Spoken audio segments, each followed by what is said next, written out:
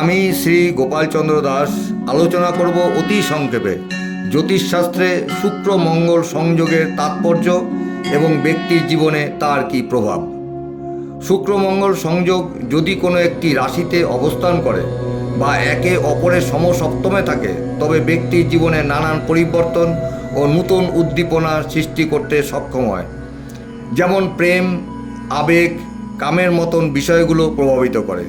শুক্র একজন ব্যক্তিকে তার সৃজনশীল শৈল্পিক দিক, জীবনে ভোগবিলাস, বাসনা, সুখ, প্রেম, সৌন্দর্য ও সম্পর্কের প্রতীক।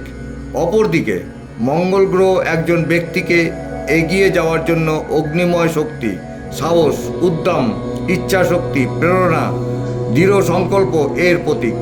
দুটো গ্রহ রাশিচক্রে শুভ স্থানে অবস্থান করলে ব্যক্তি শুভ ফল লাভ করে থাকবে এবং অশুভ স্থানে অবস্থান করলে ব্যক্তির জীবনে অনেক বিপত্তি সৃষ্টি করে থাকে। শুক্র ও মঙ্গলের যোগ অর্থ লাভের সুযোগও তৈরি করতে পারে। তবে শুক্র মঙ্গল সংযোগের বিষয়টা আমি আমার দৃষ্টিভঙ্গিতে সামগ্রিকভাবে বলবো, এই সব জাতক বা জাতিকার চোখ কিছুটা টানা টানা হবে। মুখমণ্ডলের মধ্যে এমন একটা আকর্ষণ থাকবে যার ফলে বিপরীত লিঙ্গ সেই জাতক বা জাতিকার প্রতি আকৃষ্ট হয়ে পড়বে। জন্মছকে যদি এই যোগ থেকে থাকে তাহলে বিপরীত লিঙ্গের কাছে প্রিয় পাত্র হয়ে উঠবে। যদি নেগেটিভ হয় তবে এই জাতক বা জাতিকা প্রেম করে বিবাহ করবে, নিজের জাতের বাইরে গিয়ে বিবাহ করবে বা ভিন্ন ধর্মে বিবাহ করা, এমনকি বয়সের পার্থক্যটাকেও ভুলে যাবে।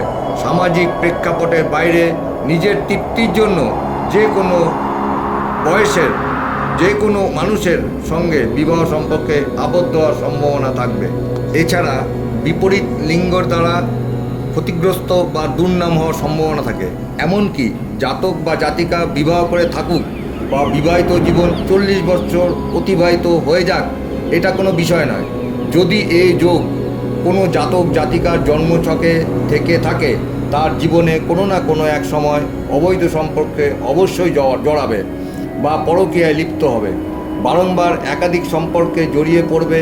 এই যোগ জন্মছকে থাকলে প্রেমের প্রতি অ্যাডিকশন বাড়বে, এমনকি আত্মীয়ের সহিত যৌন সম্পর্ক স্থাপনের ক্ষেত্রে পিছু পা হবে না বা সেই ধরনের মানসিকতা মাথার মধ্যে আনতে দ্বিধা করবে না। যদি এই যোগ কোনো অশুভ জায়গায় অবস্থান করে তবে ব্যক্তির জেল জরিমানাও হতে পারে। যদি এই যোগ শুক্র মঙ্গল রাহু দ্বারা পীড়িত হয়, সেই ক্ষেত্রে এই ফলের প্রভাব বেশি মাত্রায় দেখা দেবে। এদের সুগার রোগ হতে পারে, যৌন সংক্রান্ত সমস্যা বা যৌন সংক্রান্ত রোগ, অর্শ, মেয়েদের গাইনি সমস্যা ইত্যাদি হতে পারে। এই যোগ জাতক জাতিকার স্নান করার মুহূর্তে জলের স্পর্শ পাওয়া মাত্র প্রস্রাব পাওয়ার সম্ভাবনা দেখা দেবে। লগ্ন সাপেক্ষে ষষ্ঠ, সপ্তম, অষ্টম ও দ্বাদশ ঘরে, এই 4টি ঘরে কোনো একটি ঘরে শুক্র মঙ্গল অবস্থান করে তাহলে এর ফলে সর্বাধিক নেগেটিভ হবে এবং উপযুক্ত কথার কার্যকরী আরও বেশি পরিমাণে হবে।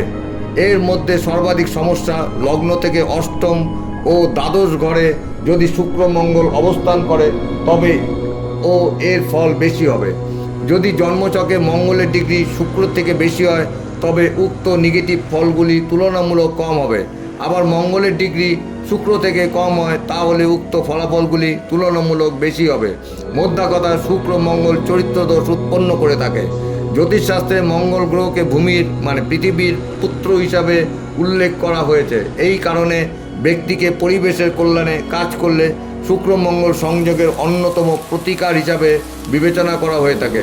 তবুও বলবো, আতঙ্কিত না হয়ে দেখে নিন আপনার জন্মকুণ্ডলিতে আদৌ শুক্র মঙ্গলের অবস্থান আছে কি। যদি থেকে থাকে, প্রতিকারের জন্য উপযুক্ত শিক্ষিত জ্যোতিষের পরামর্শ গ্রহণ করুন। আজ এই পর্যন্ত, নমস্কার।